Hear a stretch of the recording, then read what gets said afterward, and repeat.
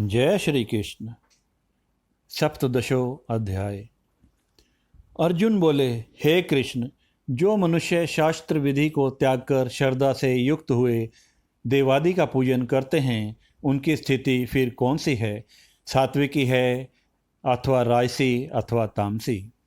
श्री भगवान बोले, मनुष्यों की यह शास्त्रीय संस्कारों से रहित केवल स्वभाव से उत्पन्न श्रद्धा सात्विक और राजसिक तथा तामसी ऐसे तीनों प्रकार की ही होती है। उसको तो मुझसे सुन।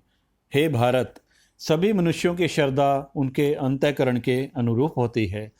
यह पुरुष श्रद्धा में है, इसलिए जो पुरुष जैसी श्रद्धा वाला है वह स्वयं भी वही है।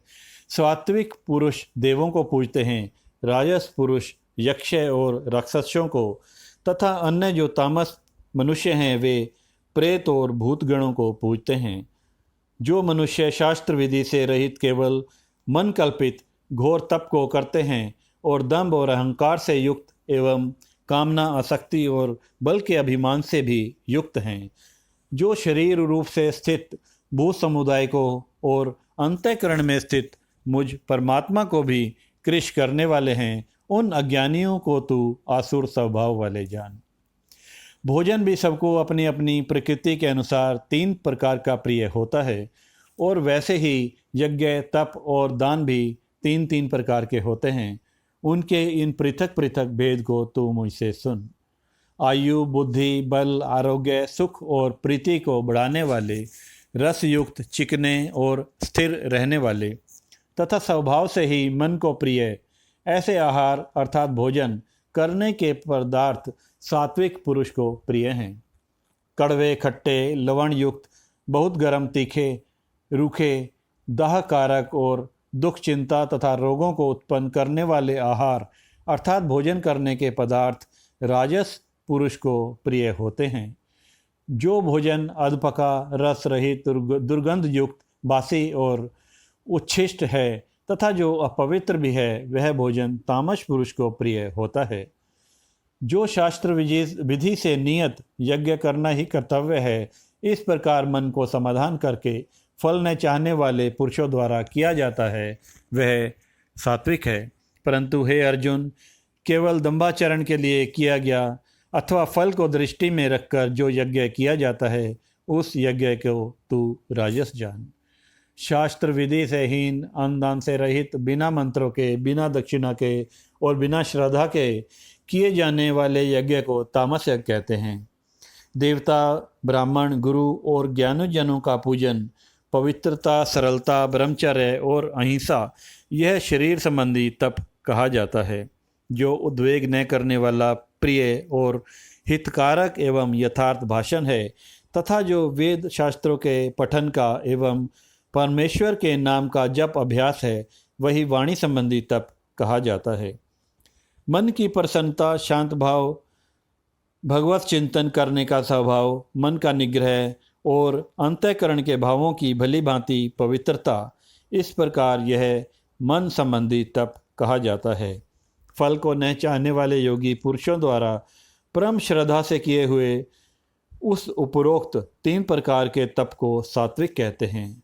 जो तप सत्कार, मान और पूजा के लिए तथा अन्य किसी स्वार्थ के लिए भी स्वभाव से या पखंड से किया जाता है, वह अनिश्चित एवं क्षणिक फल वाला तप यहाँ राजस कहा गया है। जो तप मूढ़तापूर्वक, हठ से, मन, वाणी और शरीर की पीड़ा के सहित अथवा दूसरों के अनिष्ट करने के लिए किया जाता है, वह तप तामस कहा गया है।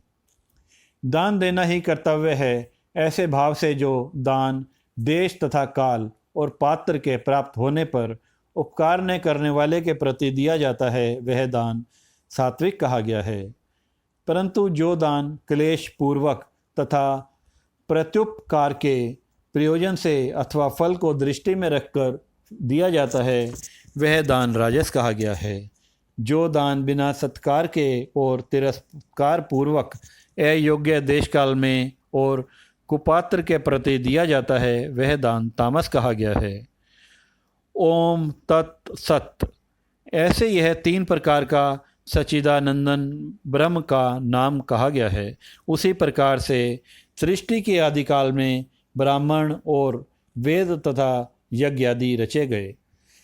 इसलिए वेद मंत्रों का उच्चारण करने वाले श्रेष्ठ पुरुषों की शास्त्र विधि से नियत यज्ञ, दान और तपरूप क्रियाएं सदा ओम इस परमात्मा के नाम को उच्चारण करने से ही आरंभ होती हैं।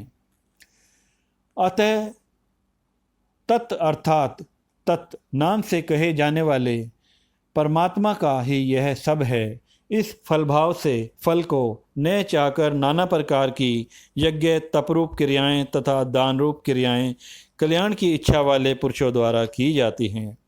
सत्य, इस प्रकार यह परमात्मा का नाम सत्य भाव में और श्रेष्ठ भाव में प्रयोग किया जाता है तथा हे पार्थ, उत्तम कर्म में भी सत्य का प्रयोग किया जाता है तथा यज्ञ, तप और दान में जो स्थिति है वह भी सत्य इस प्रकार कही जाती है और उस परमात्मा के लिए किया हुआ कर्म निश्चय पूर्वक सत्य ऐसे कहा जाता है। हे अर्जुन, बिना श्रद्धा के किया हुआ हवन, दिया हुआ दान एवं तपा हुआ तप और जो कुछ भी किया हुआ शुभ कर्म है वह समस्त असत्य इस प्रकार कहा जाता है।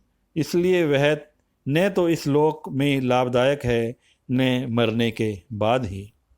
जय श्री कृष्ण।